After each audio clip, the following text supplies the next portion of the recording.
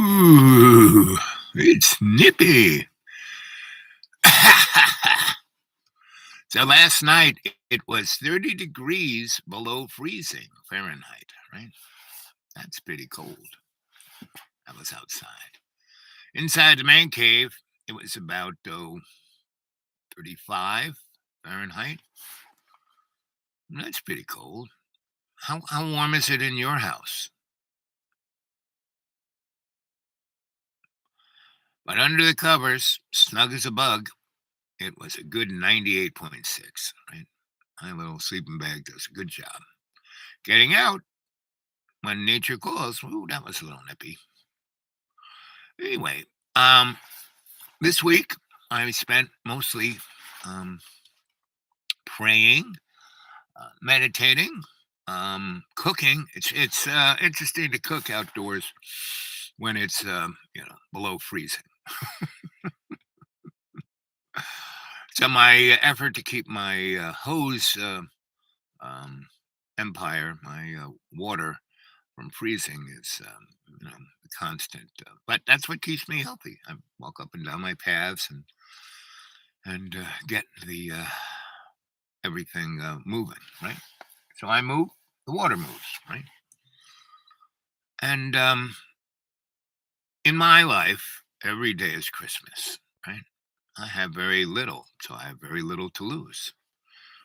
Um, Everything um, works, right? But I basically have to not, you know, have a laundry list of the same laundry list. Oh, how am I going to pay my bills? I want my dad to come back and my kids, even a little baby Ava, who's not my child, but it is. Come on, please. No, what's right in front of us, right? Until last week and this week, Thanksgiving, I was going to head to parts north, Nueva York, big city. Um, but all three of my different places I was going to stay kind of fell through. So, and all based on people who really didn't think I was going to do it. But when I started moving towards doing it, I didn't think you were going to do it. So, no, you can't stay. If you weren't going to do it, if you weren't going to come, well, then I'd say you could stay because then I'd feel good about it. And I feel good about myself. Even though I'm selfish, you can't do it. And then when I went to see the unmentionable one, he told me that God told him that he could kill the dog that attacked him, and that was me. So I spent all of 20 minutes um, at the unmentionables one, right? Even though he spent like all of Thanksgiving, he probably left, I don't know, 1,000 messages. Not 1,000, but quite a few. He just blew my phone up. And I just turned it off and put it away. It's like, forget about it. And, I called him a couple of times and he wouldn't answer. But I left a message, John, come on down, see your family. It's Thanksgiving. Be thankful. Don't stay up there. Right. And you look at the videos he put up and it was not very thankful. Anyway, but that's him. He is, I am thankful for the unmentionable one because he is the poster child.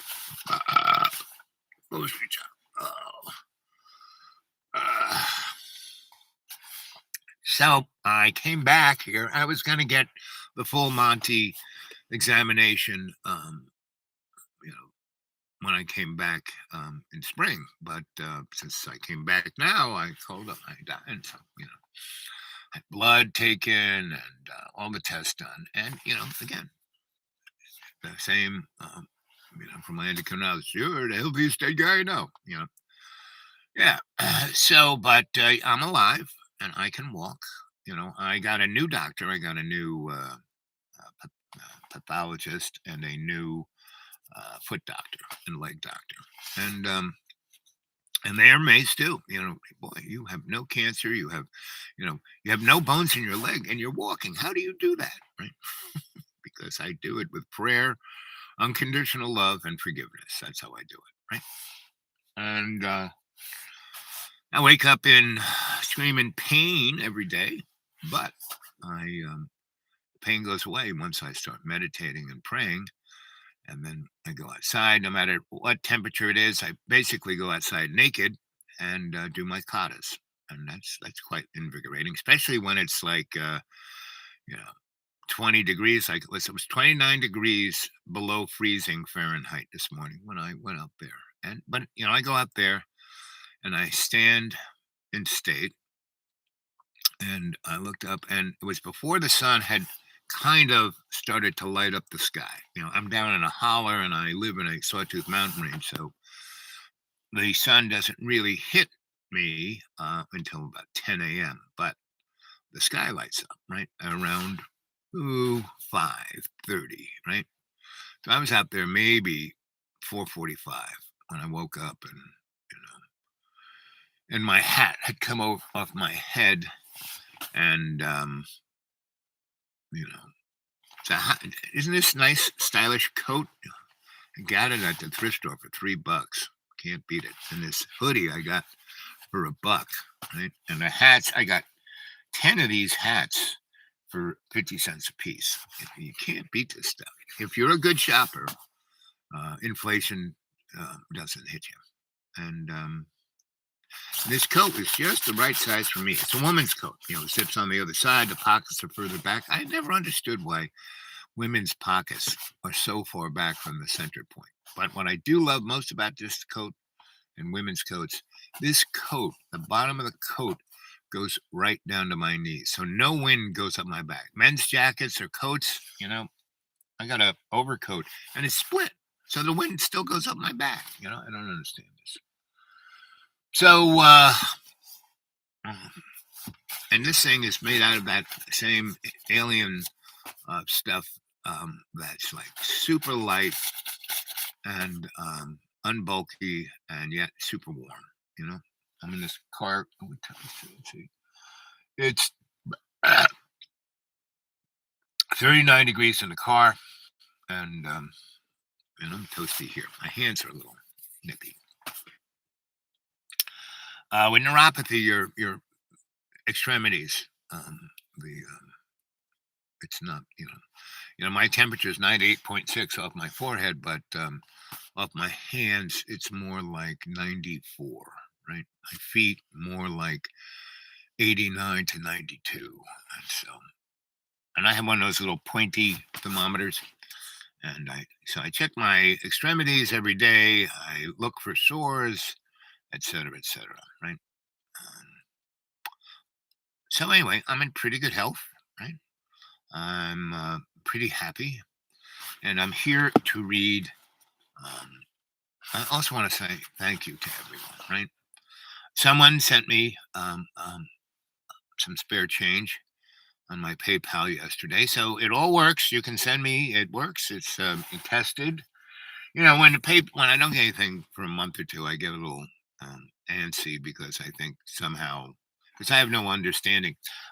Some moron troll was on, and I was just about to bop him on, and everything was like black background, gray letters. I hit the three little dots, and I was looking at him, and I almost pushed the button to make him in control of the universe. And I said, "Oh, I've done that before. It won't do that." So, and last time I did that, the moron, whoever it was, basically took everyone who was a good, part of the cadre, made them so they couldn't get on.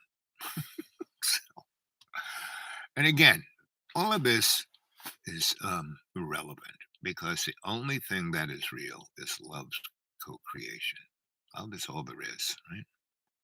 Love is all there is. That song from the 70s. And, I'm in my 70s and I've had a wonderful life. I've told you stories and stories and stories, right? And, I'm been I've never felt lacking. I grew up in a upper middle class family, not rich, but upper middle class. And when we were kids, my parents weren't as rich as they were when they died, right? And basically, it was amusing. I took care of my folks for the last 28 years of their life. I actually had nothing to do with them for the first 32 of mine, right? And my parents had a business, family business, that all the family was in, and basically they took advantage of them. Meaning, not so much. I mean, they paid them well, but at the end of the day, when my father got, very Scroogish, and he, closed up the business, my siblings said, "Wait a minute, we're partners. What don't we ever say?" "Oh no, you didn't read the contract too closely. You were so ready to grab the money and have the lifestyle that you didn't read that I and your mother are the sole pro, and we're closing it. Fuck you, See how you like that." So, and especially my oldest brother, he spent 40 years of his life. He could have done a lot of other things. He had a lot of opportunities when he was over in Europe in the army, and he kind of got scared. My father offering him an offering that he couldn't refuse. "I'll pay you this much every year, and I'll pay all your bills."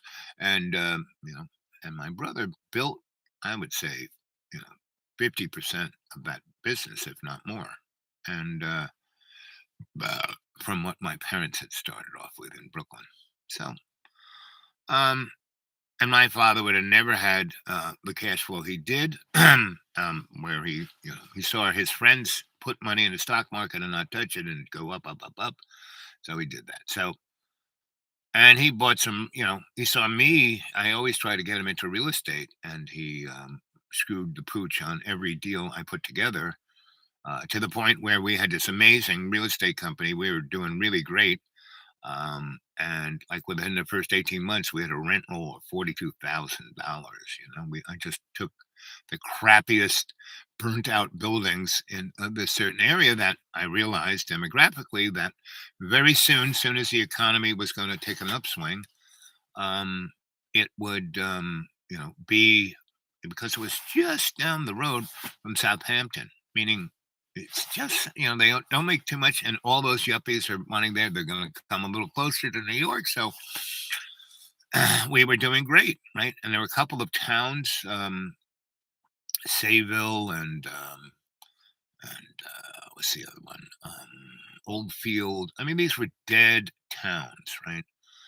But beautiful. I mean, New Englandish kind of, because the eastern end of Long Island looks more like New England than New York State or Long Island or New York or Queens or any of that. So anyway, um, um, my dad, my dad was a guy. There wasn't anything that he couldn't screw up. I mean, he was really good at it because he was so anal retentive. He screwed that screw in tighter than he could get it out, right? But conversely, he had this other attitude about over the horizon that he took opportunities and did pretty good on. I mean, he was a very mixed bag, right? So, uh, um, after my father, we did that, and he just closed it down. For no reason at all. We were making lots of money. Everything was going great. And this was in the 80s, 86, right when, and that's one reason why we were doing so good. It was 86, the savings and loan crash happened, and I just started buying up shit, right? Because people were desperate.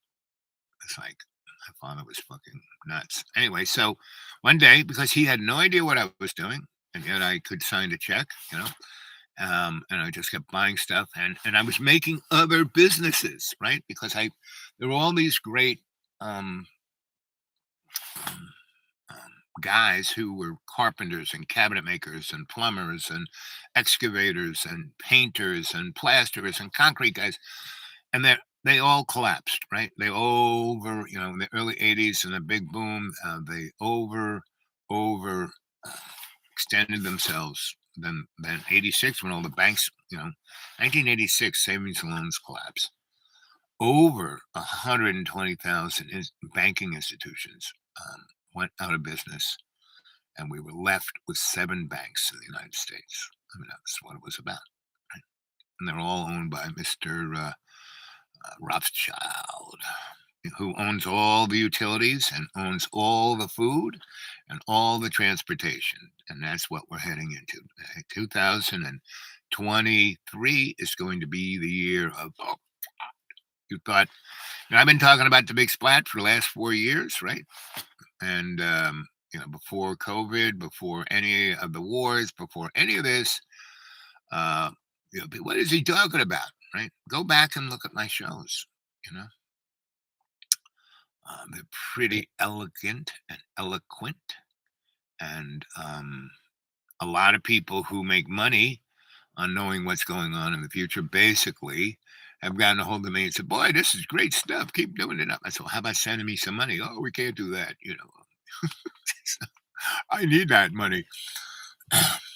And seems except for a handful of people who are really super poor, the person who sent me a few, what they, and I knew who it was because hey, PayPal tells me, but uh, sends me 1 hour of his monthly income, right? And so I know what it is, and so he and he's an amazing musician, just. And matter of fact, let's see if he's up. Let's call him up. Let's see. Do, do, do, do, do, do, do, do, do. Uh, uh, uh.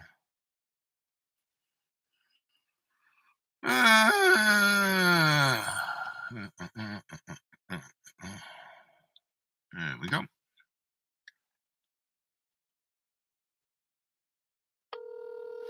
It's ringing.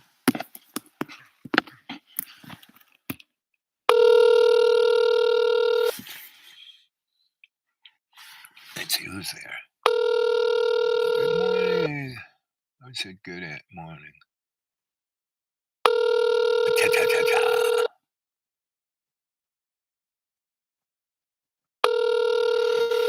Well, he's not answering this phone. The last time I talked, he was in his little studio and he played guitar for me. 7. So I'll try him later. So I'm going to read you some of Charles Dickens, which let's see how long I've been. 17 minutes. How about some thumbs up? How about some money in that PayPal? How about some comments over here? Right. So come on, let's see it. Here we go. Charles Dickens' Christmas Carol, page 2. Scrooge never painted out old Marley's name. There it stood year after year, above the warehouse door, Scrooge and Marley. The firm was known as Scrooge and Marley. Sometimes people new to the business called Scrooge, and sometimes Marley. But he answered to both names. It was all the same to him, meaning because he was losing who he was. He was so focused on profit that he lost who he was. Get nippy in here. I don't have that much gas. So it's a very interesting thing that I have to do. Be warm or not have enough gas to gas the gas station when I get some money in about a month. Come on, PayPal. Due to Wake42 at Gmail. Due to Wake42 at Gmail. This is like the Terry Lewis telethon. Instead of having a little kid in a wheelchair, you got me, in my homeless car here. This is what a homeless guy's car looks like. Right. But I do have a car. I can be thankful for that. In the deep green, there are a number of people who have stumbled upon me and they have nothing. So in my larder, I used to do rainbow gatherings and I used to do cleanup. And cleanup was the best because people, there's some, scouting and seed camp, you'd have to, be feeding yourself by dumpster diving. But at cleanup, people left so much stuff. I mean, boo and food and camping gear. So I have not tons, but I have a number of tents and sleeping bags and all kinds of stuff that's still in the bag.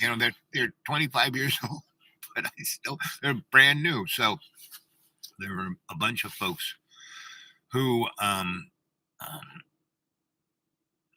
basically had nowhere to go, and they were just going to freeze to death in the woods. So I kind of put them in tents, and I have little electric blankets. And so I kind of, here, get in this sleeping bag, wrap yourself up with the electric blanket, and there you go.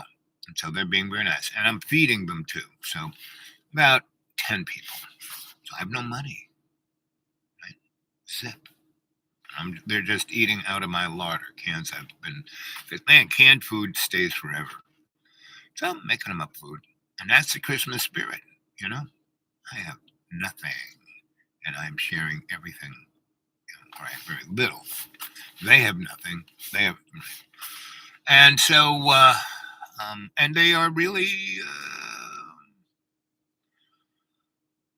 and they're, it's interesting that, so the rich people have left. They're going down to their houses in Florida, so they're not here. But when they come back, they're going to find a camp full of these people, and we'll see how they deal with that. So, and they all have dogs. Pretty much all homeless people have big, nasty, junkyard, pit bulls.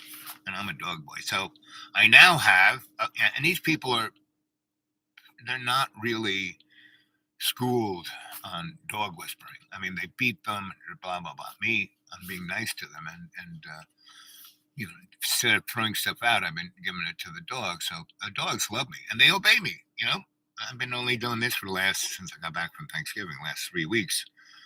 And because I gave thanks that I got here, I gave thanks that I have medical folk take care of me. I gave thanks that I have a pittance Social Security, but I'm sharing all of this. Right? But things like gasoline, whether I can be warm in the car talking to you, or not having enough gas in the tank to get out of here to go to the gas station, right? That comes from you. That kind of disposable chump change comes from you. So come on, PayPal. All right? The Dude Awake 42 at Gmail. Dude Awake 42 at Gmail. Dude Awake 42 at Gmail.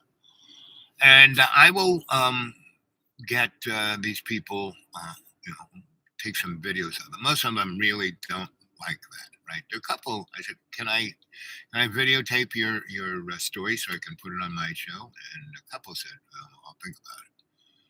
And they're not very nice people either, right? I mean, they're okay. They are coming around to being nice because I'm doing something for them that no one has ever done. Well, no one lately has done for them, right? And they're dogs, so I got a big crew of dogs. So everybody come talk to me. I mean, the other day, so I was feeding everyone, and then I was feeding the dogs, and I've gotten the dogs to be able to sit, right, while I feed the people, and then what's left over I give to the dogs.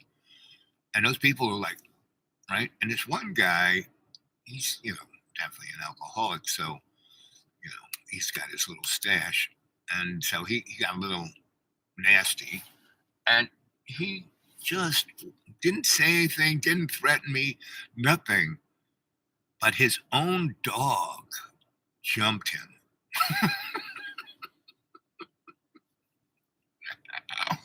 So,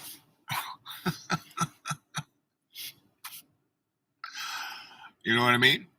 So I can't complain. I mean, life is so beautiful, so wonderful, so amazing, right? Money is, throw something in the PayPal. That would be nice, But the other day, before I left Thanksgiving, somebody gave me, has a store, and he gave me a bunch of turkeys, not gigantic ones, little ones, right? Maybe about 2 or 3 pounds, and he said, "Here, I'm going to throw these away. Why don't you have them? They're really, if you cook them up now, well, I just put them in a ice locker, in one of my little boxes, and it's been so cold. I mean, it's colder than what a refrigerator is. So, so I've been cooking those every other day, and giving these people like fresh turkey cooked. And I mean, I'm cooking outside. I can't believe, cooking a turkey in a fry pan, and was great. The bottom part was like, charcoal, crispy, and the other part was just amazingly tender and yummy. So, it was fine. People who liked the crunchy got the crunchy. The people who liked the tender got the tender. And I just love doing this for people, right? And the number of the folks who,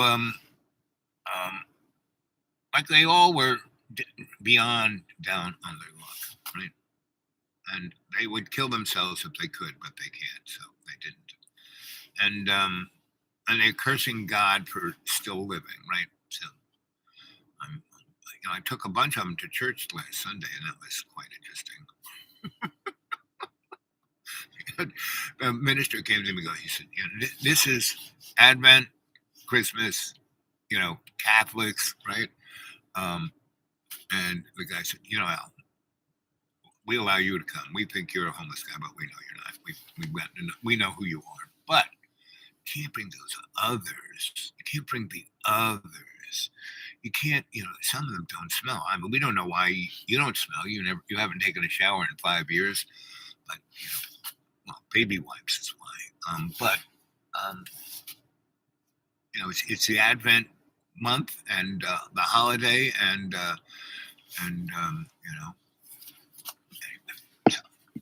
back to Scrooge.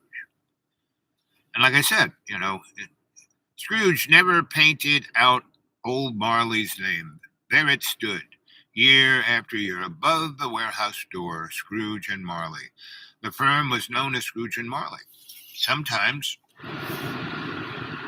people new to business called Scrooge, sometimes Marley, but he answered to both names. It was all the same to him. He lost who he was. People in the church lost who they were. Jesus' love is for everyone, not just for you. And when you say those other people don't deserve it, those other people, don't work hard enough. Those other people, sorry.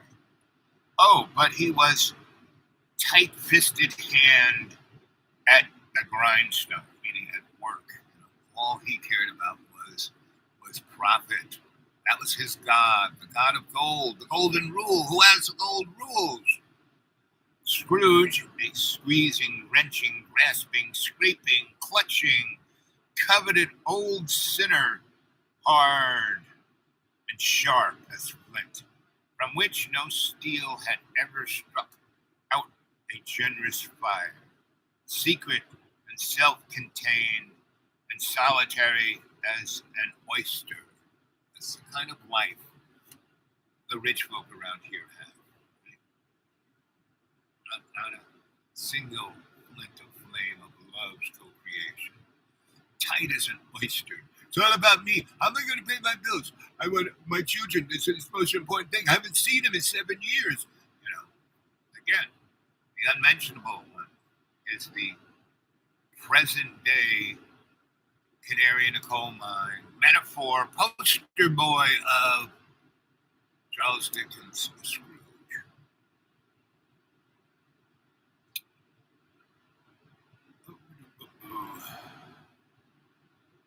The cold within him froze his old features, nipped his pointed nose, shriveled his cheek, stiffened his gait, made his eyes red. His tin lips blew and spoke out shriveled in his grating voice. The unmentionable one kind of looks like this, but he looks so much like the Pillsbury Doughboy because he basically gorges. His eating style is gorging, right? Buying $500 worth of crap from the supermarket that delivers it to his door, so he doesn't do any exercise to do that, or meet people to say hi, Happy Christmas, good to see you. But he's got the same look as Scrooge, except he's the Pillsbury Doughboy of Scrooge. Right?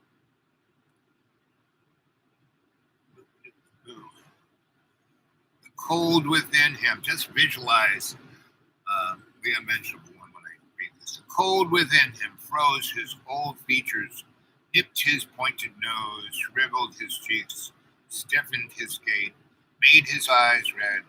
His tin lips blew and spoke out shrewdly in his grating voice. A frosty rim was on his head, and on his eyebrows and his wiry chin, he carried his own low temperature always about within him. He iced his office in the dog days and didn't thaw it 1 degree at Christmas.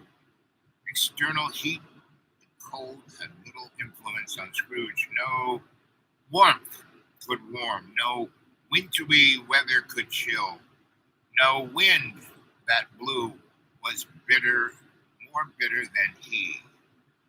No falling snow was more internal upon its purpose. No pelting rain less open to entry. Foul weather did not know where to attack Scrooge because Scrooge was more foul than the foulest weather. The heaviest rain, the snow, the hail, the sleet could boast of the advantage over him in only one respect. They often came down handsomely, and Scrooge never did.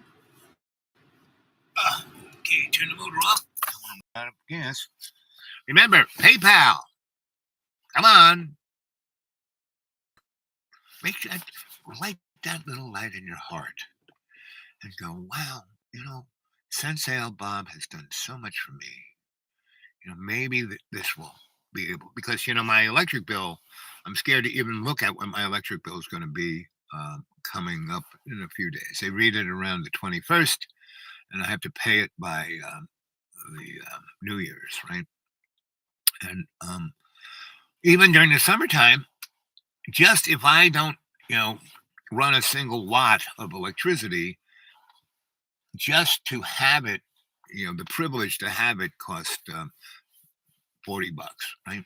And then they start charging. So I never really use more than $10 worth of electricity, right? And pretty much in the winter I wouldn't be here, right? I'd close up. I tried to get out Thanksgiving, 2 days, 3 days, 4 days before Thanksgiving. I kind of closed everything up, turned everything off, locked everything up, and I took off, expecting not to come back until spring.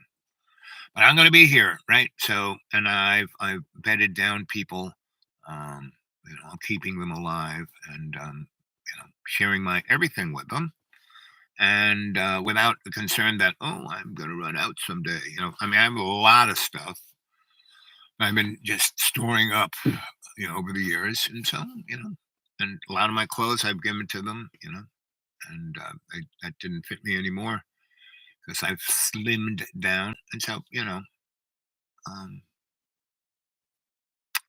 that's what, every day in every way I take the piece of the earth and make it stronger, right?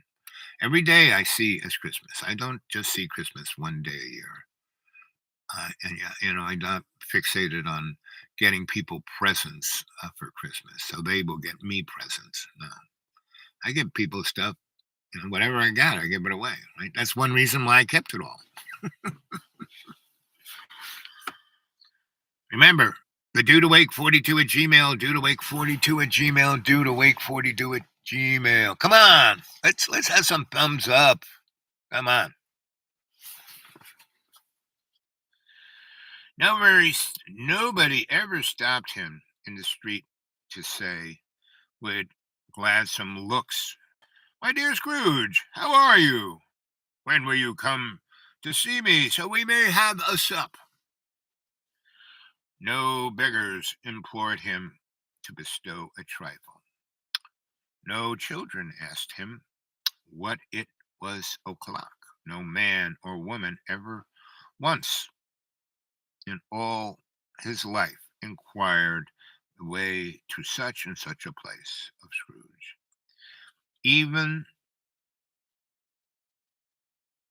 the blind man's dog appeared to know him, and when they saw him coming on, would tug their owners into a doorway or up another court, and then would wag their tails as though they said, "No eyes at all is better than an evil eye, dark master like Scrooge." What did Scrooge care? It was the very thing he liked, to edge his way along the crowded paths of life, warming all the humans, warning all the human sympathy to keep its distance, was what the knowing ones call nuts to Scrooge. Once upon a time, of all the good days in the year, on Christmas Eve, old Scrooge sat busy in his counting house. It was cold, it was bleak, biting weather fog had let's see, whistled, and he could hear the people in the court outside go whizzing up and down, beating their hands upon their breasts and stamping their feet upon the pavement stones to warm them. The city clocks had only just gone 3, but it was quite dark.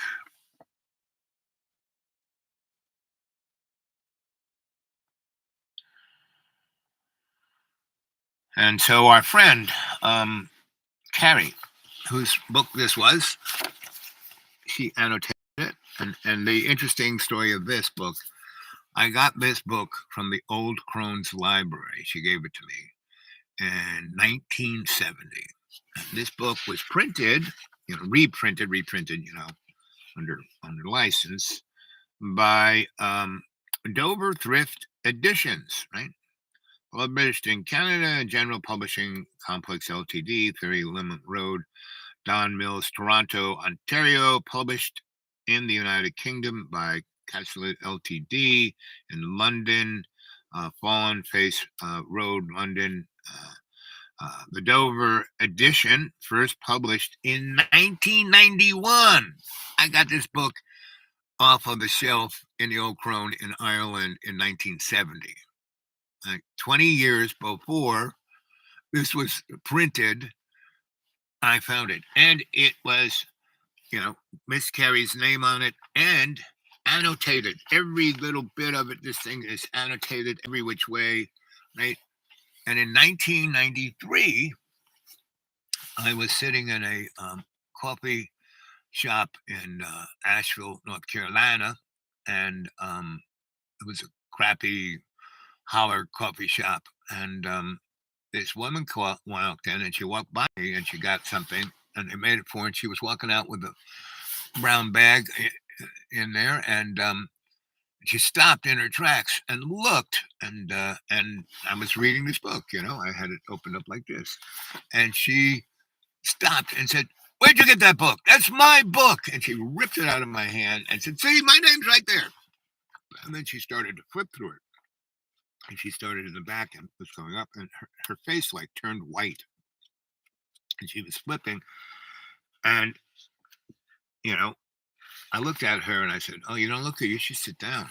And she sat down, and she was as cute as a button, right? I was probably in my 50s at that time, or late 40s, and she was in her late 20s, early 30s.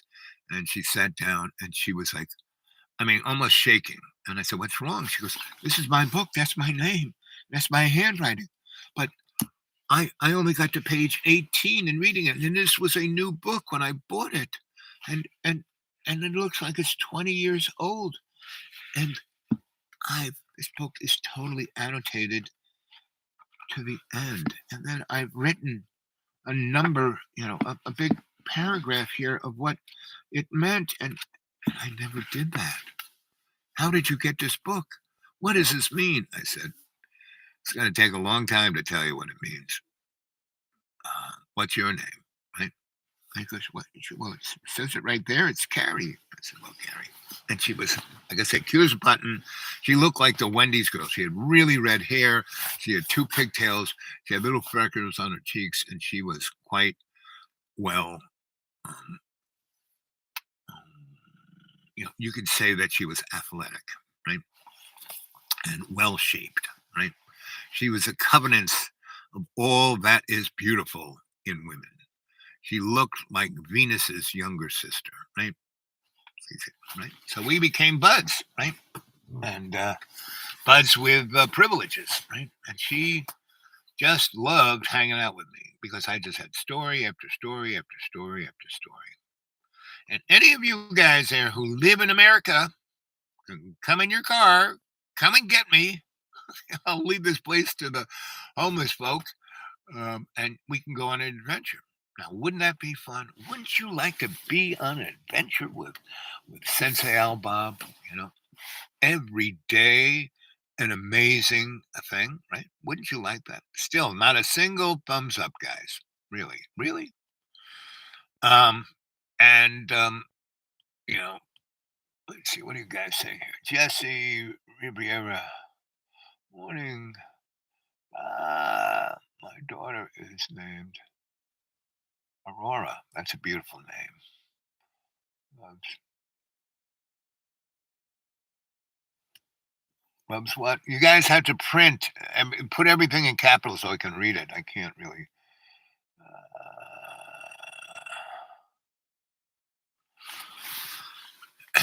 So there's so much beauty around, right? And from my experience, being and I've been in a lot of places. That was, I was in Sarajevo, um, before, in the 1984 Olympics, and then 4 years after the war. I've seen a good deal of what's going on, and the real deal of it is that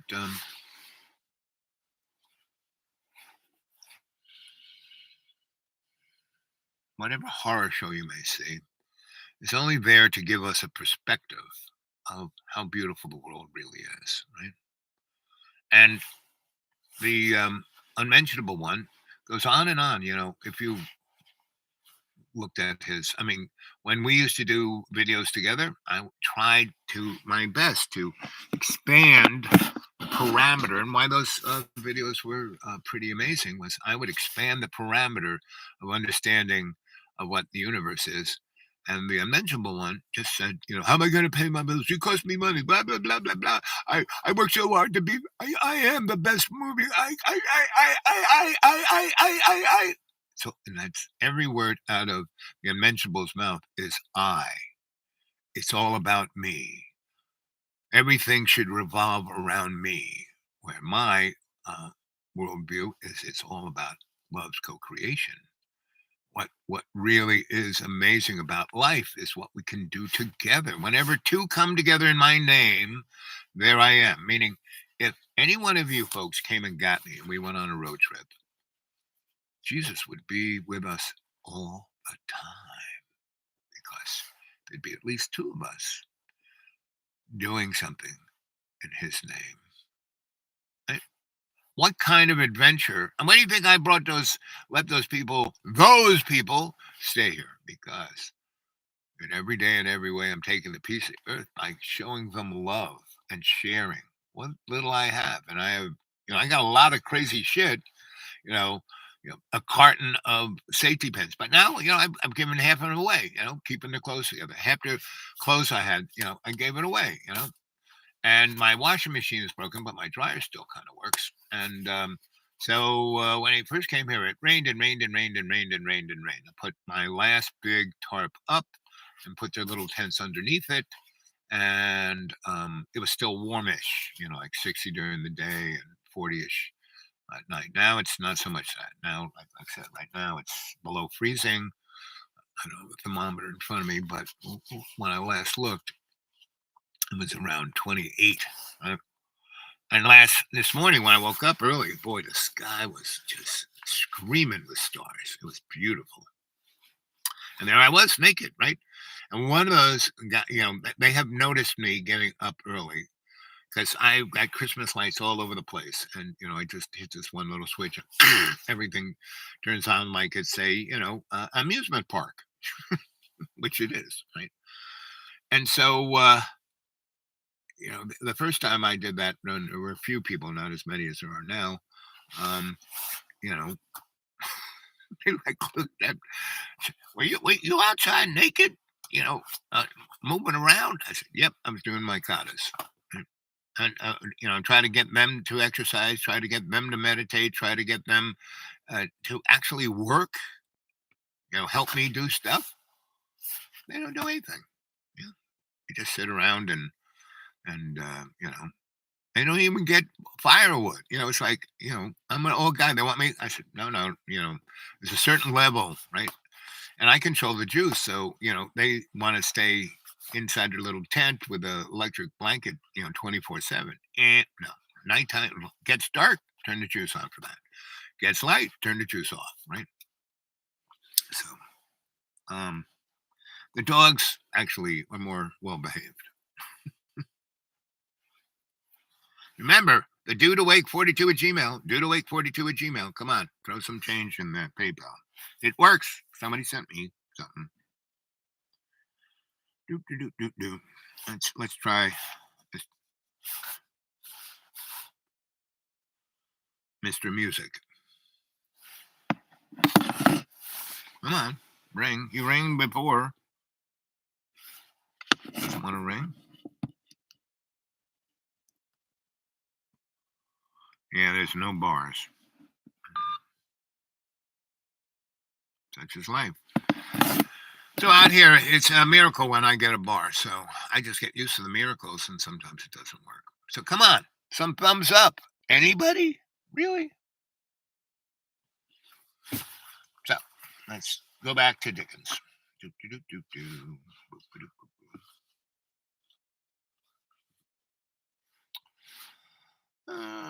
boop, boop. The city clocks had only just gone 3, but it was quite dark already. It had not been light all day, and candles were flaring in the windows of the neighborhood offices like ruby smears upon the pebble brown air. The fog came pouring in at every chink and keyhole and was so dense without that. And that's and I call that dank. And that's what the holler is like.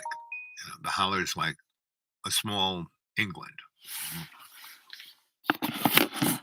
Everyone else will be, I mean, they call the Smoky Mountains, that's condensation of the dank hollers and the either really warm air or the really, really cold air. And that's what I live in. Do, do, do, do. Oh, let's try this boy. Good buddy of mine, Eric.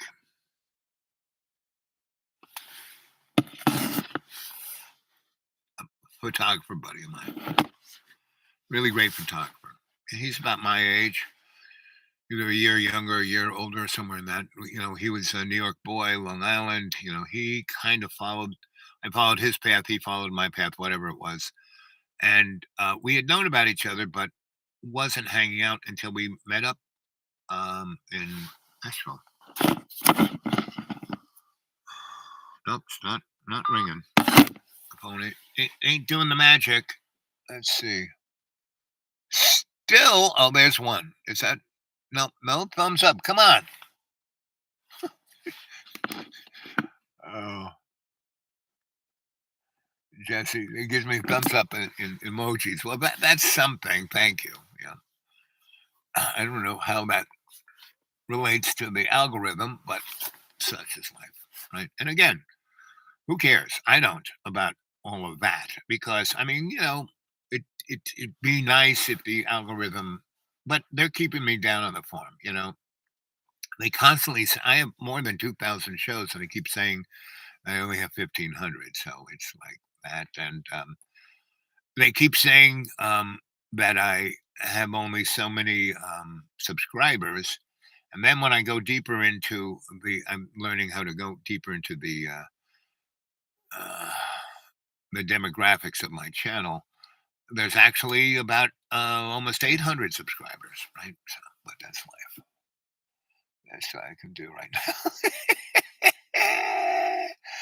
Oh, Jess. So none of that matters because why I do this, it is basically because people, especially around this time, I used to be Santa, in a department store, but I only had that gig once because they basically said, "Listen, you're like talking to everyone and making them happy, and that's really not what we want you to do. We want you to, um, you know, amp up their anxiety of what present they're going to get, so they're going to buy more. You're talking about love and charity and sharing with others with a smile, and we don't want that. Stop it. So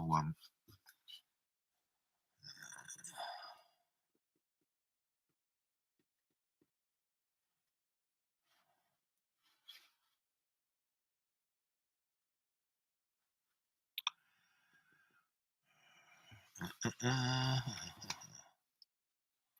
let's see. Let's see. The second of three spirits, the ghost of Christmas present, right? So I did that once. And the only gig I ever got as Santa that lasted was at Jekyll Island in the Jekyll Island Hotel, the big fancy one, right? Because I had a great dining room. And I used to stop off there because I had a friend who owned a motel, a very nice motel. You know, it would have been a hotel if it had some kind of restaurant in it. That's kind of the thing between a motel and a hotel. Motel, you just drive in, get a room, stay there, maybe stay there. He had a great pool that he kept heated all year long outdoors and an amazing jacuzzi. And he had these suites. And he would give me a suite that had a gas fireplace, a jacuzzi, a real kitchen. And if I stayed a week, he would charge me $50 um, a night because there was nobody staying there, right? So, and that suite was usually 200-300 bucks a night because nobody was there. If I stayed a week, which I did, and that was my midway point. I head for Florida around December 10th or so, and I would go from wherever I was up east and make it to Jekyll Island within a day or so. And there were a couple of, depending on how further north or east I was. If I was like just in Virginia, I could get from um, wherever I was. Let's say Asheville. If I left from Asheville, because I left from Asheville many times when I lived in Asheville, and if I went from Asheville, I would just take 26 all the way down to 95, turn right, go on 95 until the border of Georgia and Florida, and there Jekyll Island was, right? And I could do that in a day. And I get there. Usually, if I left at 10 a.m., I would get to Jekyll Island about 2 o'clock, and I'd have my reservation. They'd be all ready for me. And I'd come in and, I would unpack. They'd help me do that. And it was like second floor. So I had an unbelievable view of the ocean. I was right on the Atlantic Ocean. So,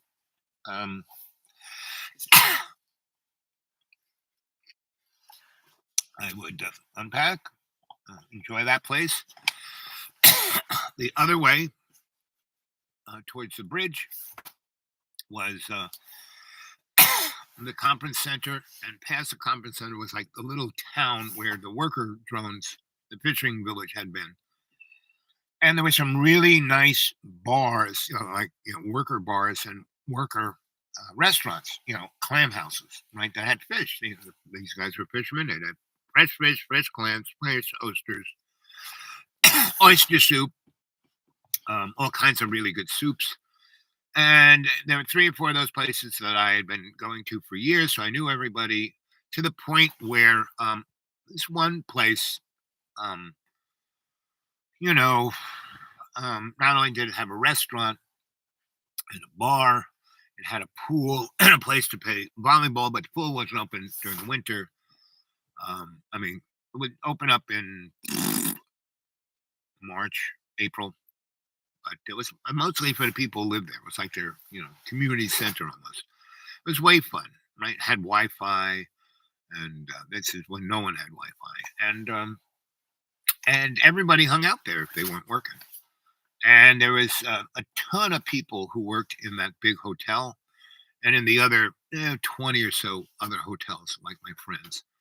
So there was a good 400 people who worked at Jekyll Island, in hospitality. And if you know anything about hospitality, those people are very hospitable with each other, right? So there's always partying, always sharing, always caring, always lots of romance, whether it's just 1 minute or years on end. So, and I've been doing this for a number of years, so I got to know everybody. So I set myself up in the hotel.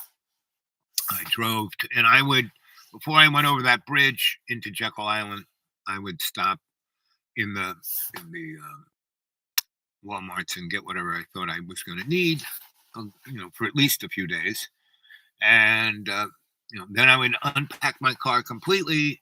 And the suite had two king size beds, two big gigantic couches, the jacuzzi, the kitchen, big screen TV, and what you call it, the had a beautiful balcony too, with a nice table, right, and the kitchen, and it was just a beautiful suite for $50. You could not beat it. And and they gave me a ton of towels and a really great towel kind of robe that was warm enough to you know just flip flop from that um, place down to the pool and the jacuzzi, right? So and so the first day I would unpack everything, get it all nice. By that time it'd be like maybe 4 o'clock. Maybe the sun would still be up. I would drive over to that neck of the woods and have some clams and oysters and oyster stew and a few cocktails, play some pool, talk to some people, see what's going on, what parties we're going to start frying up, see what happens. There were a few sweeties that I had sparked with, and see if they were around or if anyone knew where they were, blah, blah, blah. There was a new sweetie. And this is when I was in my not looking for a mate for the rest of my life, but an affair to remember, and that's the section of the romance world that your Sensei Al Bob is in, an affair to remember, and I still have them. Women still find me attractive. So anyway, um, and I attract very attractable women, and also ones with lots of fun in their heart and wanting to be of good spirit, right? So, by the fourth or fifth year of me going to Jekyll Island, and I would have breakfast at the Jekyll Island Hotel because they had an unbelievable, like 10 different kinds of sausages, you name it, they had it. And it was a fixed thing of $8, right? And, and I would basically, every time I had breakfast there, I'd leave a 20 on the table. $8 for the house and 12 for my server, right? So everybody and his brother, and whenever there was a greeter or a manager or the head guy at the front desk, I put a 20 in their hand because I had it. I was working in the corporate world, not a problem, right? And I did it as a gesture, not to like, tips, to insert, to ensure proper service. That's what tip stands for. Uh-uh. I gave him that 20 because I love you, I respect you, and thank you for being who you are. And that's what I'd say to him. When it's, oh, I don't, I said, no, no, no. I love you. I care for you. I respect you. Thank you for being who you are. So, man, you do that every year. You keep coming back. People happy to see you, right? And so, and I would dinners were more because they did have guests. Breakfast you could show up however you want. They didn't quite, and breakfast went all the way from like 6 in the morning till 2 in the afternoon. It was kind of a brunchy kind of thing. I mean, you could get virtually anything. And then they had other restaurants in that hotel that you would go to. But that main amazing, southern dining room, really elegant, So they had that from like 6 until 2. They shut down the other restaurants. You get a cheeseburger and cocktails from they had 3 or 4 bars. And but at night you really had to dress up. So I actually had a a satin jacket, black satin jacket, and a really beautiful shirt, a silk shirt, and a beautiful Christmas silk tie. I had three of them, and these felt green pants and really gorgeous black boots, right? So I look like a gaucho Santa, right? And I had a bow tie. And I also had other ties, but my bow tie was my favorite. So um, that's why I go to dinner, right? And I would basically, because that up until, you know, January 15th, there was nobody there. But they had to get the place going because once that bang, the place would be just filled with people all the way up until June, especially the Canadians. So anyway, I would basically show up for breakfast and go see everyone who managed and ran that place and worked there, and and basically they had my table. It was a big fireplace, and no one really wanted to be right next to the fireplace, right? And right over there was they always had a really great pianist, playing everything, and so that was my table. The table that really, I mean, it was pretty, but it was smoky, not smoky, but if you were like ooh about anything, you wouldn't like that table. But it was very comfortable. Had a big window, so you could look out at this big lawn and out into the bay, and it was very, very pretty. And so, and they had a lot. So Jekyll Island was a clubhouse for all the rich guys, and the Federal Reserve was invented there because J.P. Morgan, Rockefeller, Rothschild, all those guys had big, and this was the hotel was their clubhouse, right? And their friends stayed there, and they had these big houses too. So those big houses still are there, but they're now like little museums or other little restaurants or little houses you can rent for the family, blah, blah, blah. Probably very high end. And so the view out that window was all of that and out to the bay. It was very, very, very, very pretty. And the fireplace right here and the piano guy right over there, perfect for me. And they had this big table that maybe 6 to 10 people could sit at. And I could just spread my shit all over. Outlet there for my computer. Back in the day when you had to plug into their internet, they had a plug there too. But pretty much by the second year, they had Wi-Fi. So anyway, uh, I was set, and I could go there for breakfast and basically stay all day at that table.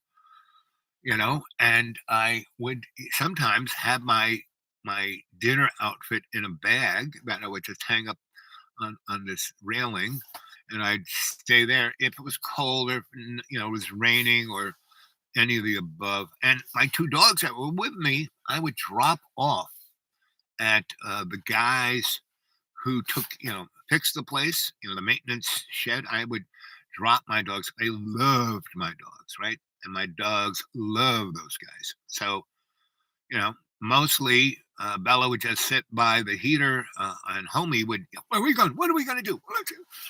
And I'd always have a big bow for him, so he would go out with them, and he would be just so cute with all the guys who were fixing this. He'd be running around them, and they'd throw a ball, and so the people who were staying there would find that as amusing. So anyway, it was the best of times, the worst of times. We were all going to heaven. We were all going the other way, right? And that was that place for sure.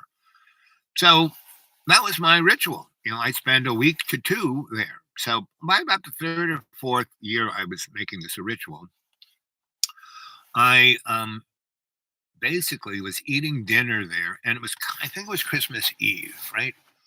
And again, gigantic dining room could seat maybe 100 people at a time, but every evening there'd be 4 or 5 settings, so they would serve 400 or 500 dinners when that place was full and tons of people coming for Christmas, blah blah blah.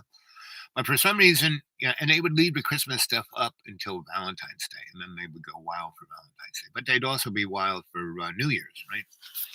And that's my gig.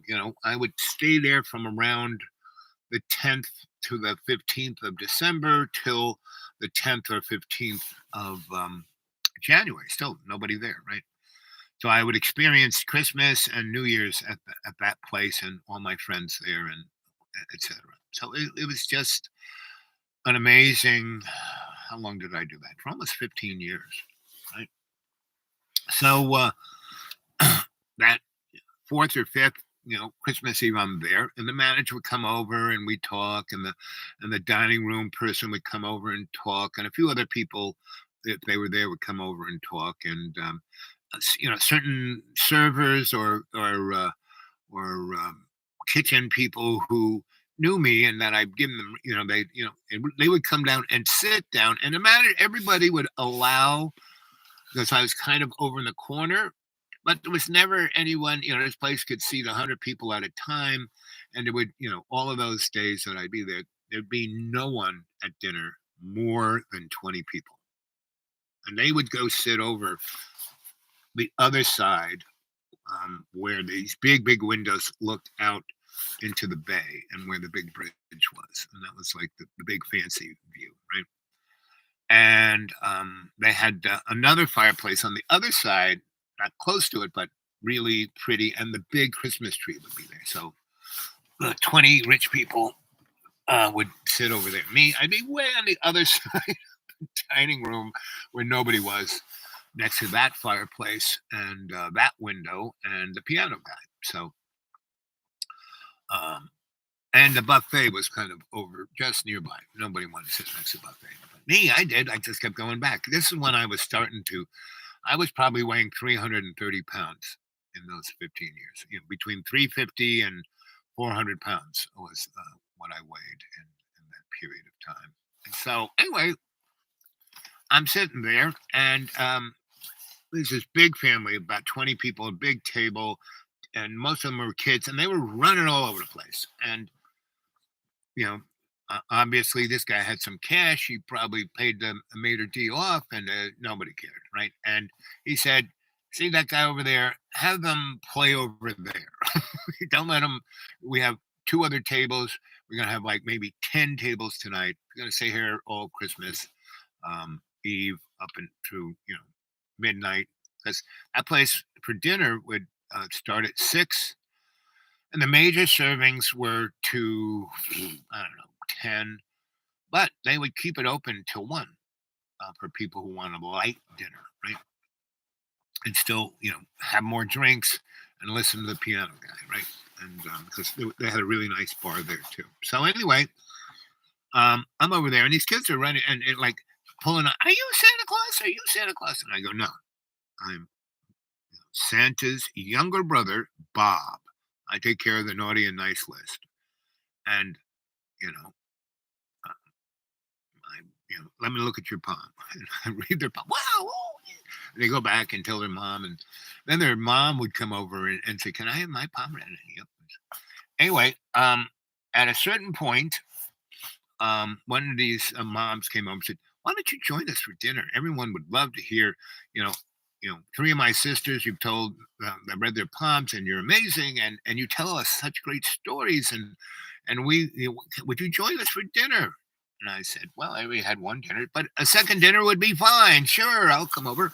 So I come on over, and I just, enamor these 20 people, and I tell them, read everyone's palms and make jokes, and everyone's laughing, and I look over at the maitre d and the manager of the whole hotel are over there, like they're beaming, like, "Yeah, Al's doing this thing." And so, bottom line,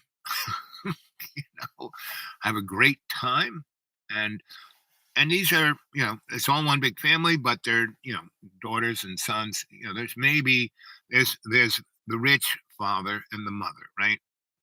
And obviously, what's really interesting, the birth mother of all these kids is there with her younger husband, and the rich guy is there with his younger wife, right? And they're down with it. Everyone's having a great time, right? I'm cracking jokes and reading everyone's palms and telling stories, and the manager over there is like beaming, and so anyway, everything's fine here in heaven, right?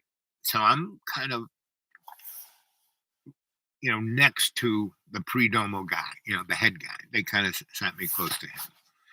And so half those, you know, daughters and sons have gone up to their own rooms with their kids and put them to bed. And so, the head guy and his original wife, her husband, his wife, and two of his oldest kids who are not married are sitting there and we're talking. I said, so, and I've gotten the story where they're from and what they do and all that kind of stuff. And I said, so, these people here work here and they basically work on tips, right? So how long are you going to be here? Oh, we're going to stay here until, like January 15th when the crowd shows up. I said, well, now they're going to take care of you.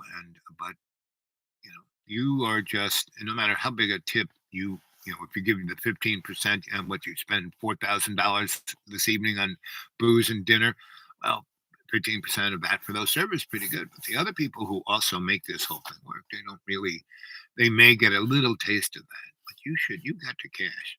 Why don't you make these people's Christmas? you know? And he just goes, And so anyway, so we say goodnight. I get in my car, and the manager comes over to, I'm heading for my car, and the manager comes up. Yeah, this guy says, I said, what? He said, here.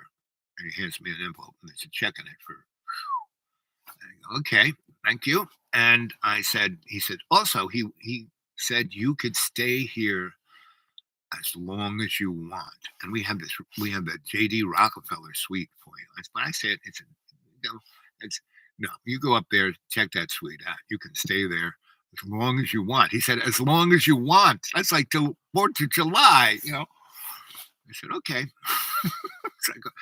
And my suite over at my friend's hotel, very, very nice, $50 a night, not a problem. But this was like light years. It was like, and it actually had, you had a button 24 hours and someone would show up with a butler outfit on or a maid's outfit, depending on what you needed. And it was, they tuck you in. It was like heaven. I was in heaven. And, and I hadn't really done a gig. So, I had cash, but I wasn't, flowing in it. Well, now I was. That check was enough to flow me until the 4th of July. I wouldn't have to do anything, right? And so, I went in the suite, had a really good time. The next morning, I got up early because it wasn't Christmas. No. So that was Christmas Eve. Christmas Day, had breakfast there, didn't go any place.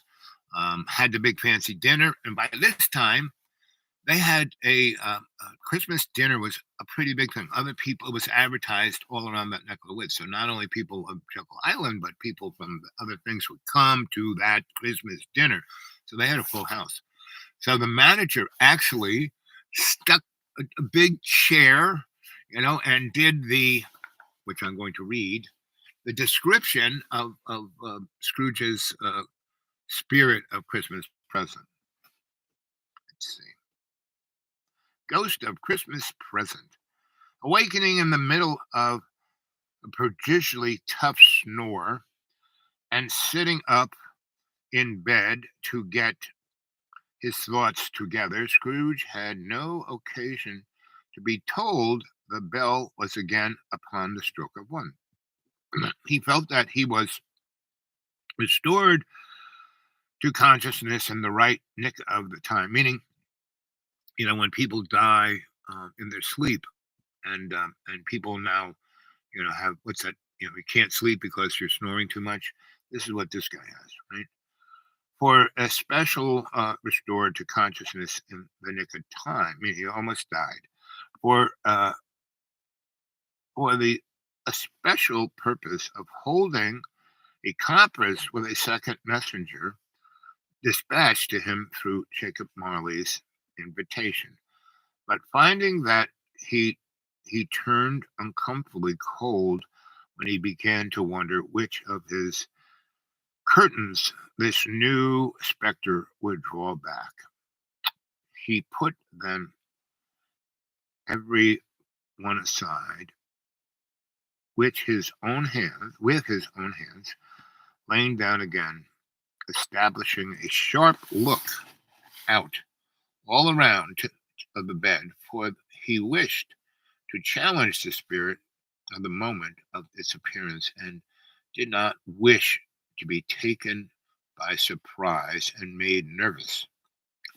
Kind of sounds like the unmentionable one. He hates, anything that he's not controlling, right? Gentlemen of the free and easy sort who plumb themselves on being acquainted with a move or two and being usually equal to the time of day expressed as wide, meaning somebody who knows their 20 and their 360. That I speak of at all times to be conscious, aware, I am. Conscious, aware, I am. Conscious, aware, I am. Oh, that's what he's talking about. That they are good for anything from a pitch and a toss to a maelstrom, between which opposite extremes, no doubt, there lies a tolerable, wide, and comprehensive range of subjects. Without venturing, for Scrooge quiet was hardly as this, I don't mind calling on you to believe that he was ready for a good broad field of strange appearances, and that nothing between a baby rhino would have astonished him very much. Meaning, this is the second spirit to visit. The first was the spirit of Christmas past, where he saw all the things that his childhood and his adolescence had brought him to this point, right?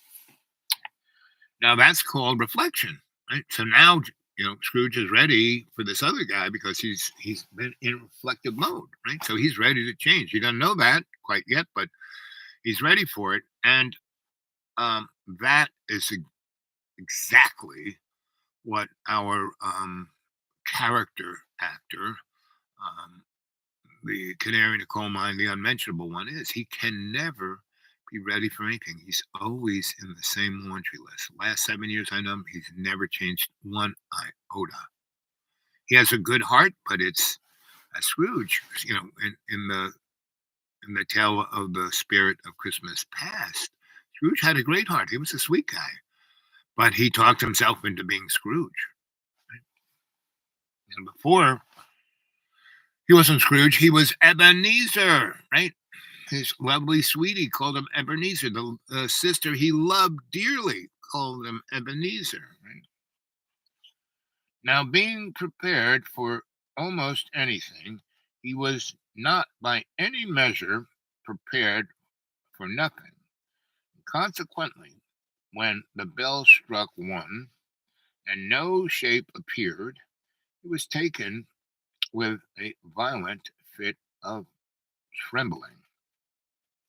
He is prepared for anything to happen, but not prepared for nothing to happen. And that's, again, in Shakespeare's Hamlet, at the end, when Hamlet's buddy, Hamlet has killed everyone on the verse of a ghost, right? Everything he loved, he's destroyed, on a whisper of his subconscious. And so his psychopathic buddy is bouncing around the throne room. Oh, we won, we won, we won. And he goes, Hamlet, what's wrong? You look so dour. I mean, you're always dour, but come on, you should be happy. We won. We killed everyone. The world is our oyster. Come on. What's your problem? And the end of Hamlet, Hamlet says, it is tomorrow. And the guy goes, tomorrow what? Tomorrow and the tomorrow and the tomorrow. I am stuck. I am in a place that I cannot move because I have done all of this off the whim of a spirit. I don't know where it came from or what it was, but I see I'm doomed to the tomorrow and the tomorrow, and the tomorrow. And that's where we are. That's what Shakespeare was talking about, that we're stuck in this tomorrow, the tomorrow, the tomorrow. And the blessing of the unmentionable one is we can actually, you go to his whatever YouTube thing that is, and he's always like in his hot pants and barefoot and talking about how he's working out and God and Jesus, God and Jesus. How do I pay my bills? Oh, this place is worth so much money. I could rent it out. Oh, I should go. I'm famous. I should. I've spent my whole life. No, he hasn't. Your life is spent worthwhile when you are there for others. He has two boys, two children, and he has not seen them since they were 7 or 8. Right? I mean, he's gone. I'm going to Texas. It's so hard to go there. Get on the airplane. Oh, it's so hard. And you go his last postings about his ex, and she goes, "Shut the fuck, leave me alone." But she's not. They do the same thing. They are like mirrored images of each other, right?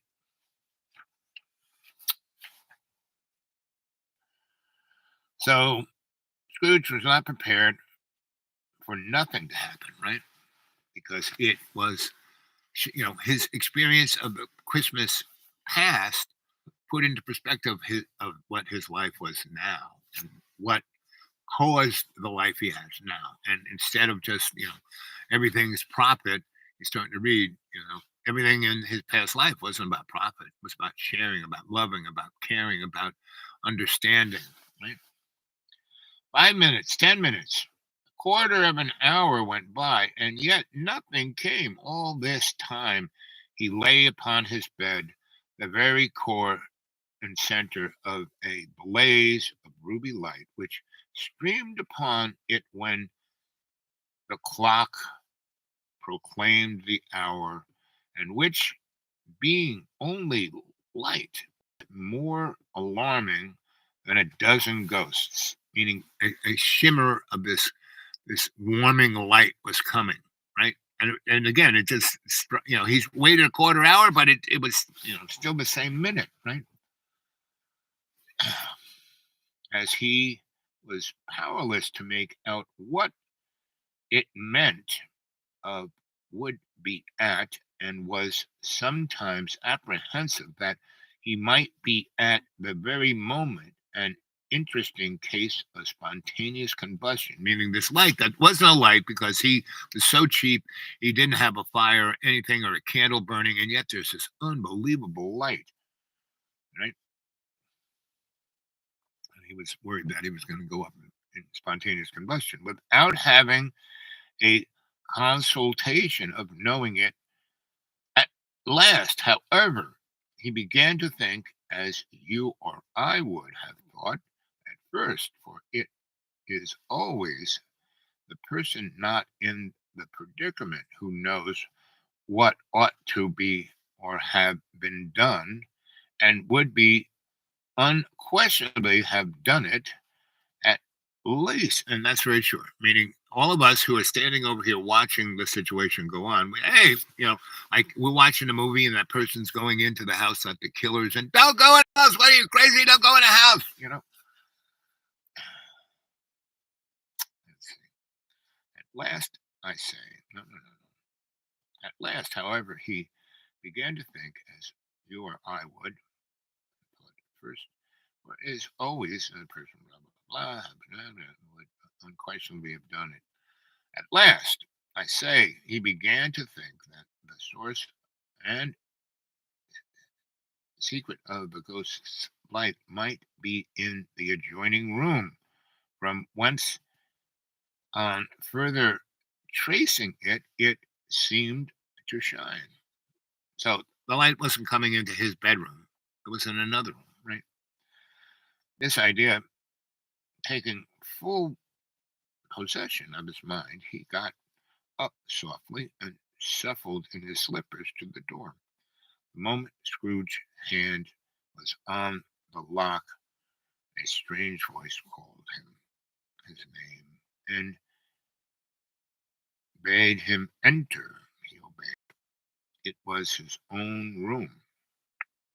There was no doubt about it. Meaning he opened the door of his room and the voice had come in. He opens the door and he walks right back in the room. But the room he came from was cold and dark and had no light. And then he walks through the door and into the room that he was just in. And now it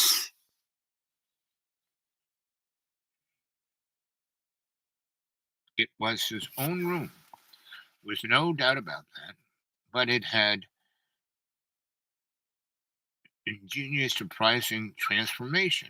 The walls and the ceilings were so hung with living green that it looked a perfect grove, from every part of which bright gleaming berries glistened.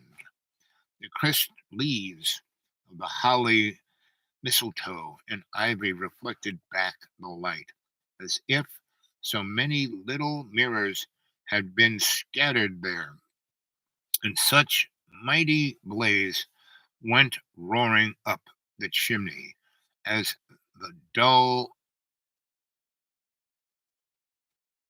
petrification of the hearth had never known in Scrooge's time, or Marley's, or for many, many, many winters since gone. Heaped up upon the floor to from a kind of throne were turkeys and geese and game and poultry and brown great joints of meat, sucking pigs, long wreaths of sausage, mince pies, plum puddings, barrels of oysters, red hot chestnuts, cherry cheeked apples, juicy oranges, luscious pears, immense twelfth cakes, and seething bowls of punch that made the chamber dim with their delicious steam. In every state upon this coach there was a jolly couch. There sat a jolly giant, glorious to see, whole bore glowing torch in shape not unlike Plenty's horn. Plenty's horn, right? Plenty's horn. So, and that's how they dressed me up for Christmas days. Right where my table was, that fireplace, they had this big chair and they had all this greenery all over the place. And they had this like almost blanket, but cape with a hood. And they put it on my, put it over me. And they took my tie off and, opened my shirt. They took my coat off and I had this cape with a hood and they wanted to see and that's the guy said, that scene from the, Christmas Carol. So there I was sitting Christmas Day at this big thing and they had these two cute girls in little elfin stuff bringing me stuff to eat. And people coming and they take the picture of the kids and me and the family and that started a tradition that lasted about 8 years, and it was great, right? And so that was my for 15 years. That was my part of my Christmas tradition to go to Jekyll Island and do that. And um, the really really rich guy came back 3 Christmas times, and then he died. And then the family came back one more time with their mom, and that was about it. And so, because they were all about the Benjamins after that, right? My father was really good, give them everyone lots of money so they didn't have to worry about the Benjamins. But once he was gone, everyone kind of squabbled, you know. So, uh, no one's watching. Hour and 30 minutes. No one's not a single thumbs up. My girlfriend is going to be asleep. You say good afternoon, Lisa. Lower my. Good afternoon, Lisa. Wake up. Wake up, Lisa. Woo. Let's see. Let's try a few phone calls, right? If not, I will move on. Oh, what time is it? It's 1:13. Yes, I have cooking to do.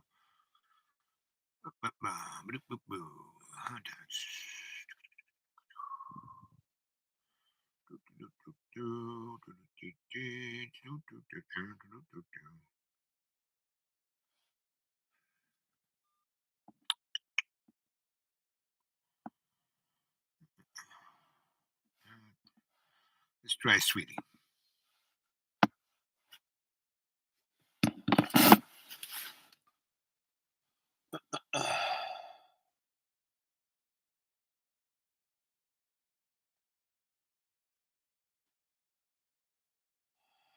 Make you look like a wizard. Okay, it made you look like a wizard. There you go. Well, no one's picking up. No one's getting out. So I'll say it'd be nice if somebody put a thumbs up. It would be nice if someone made a contact on this story.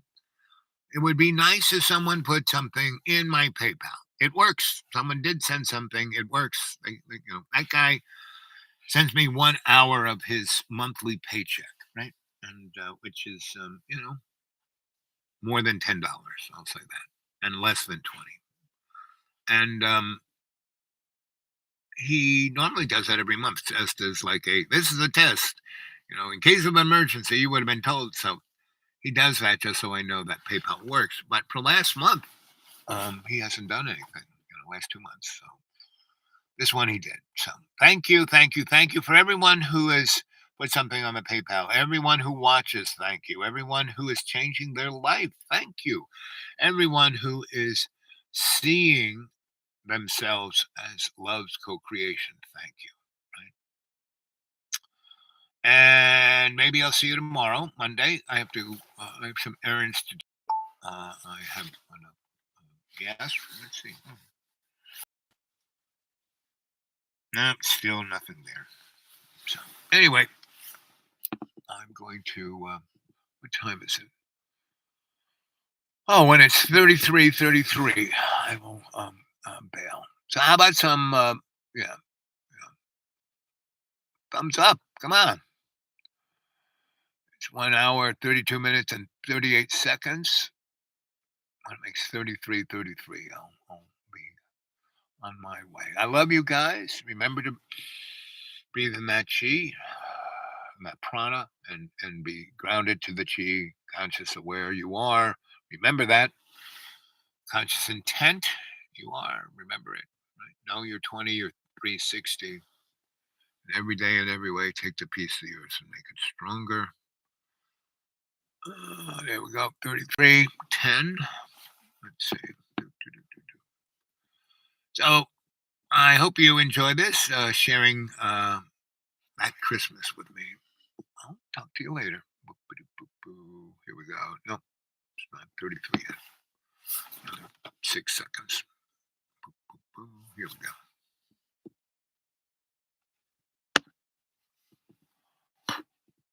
go.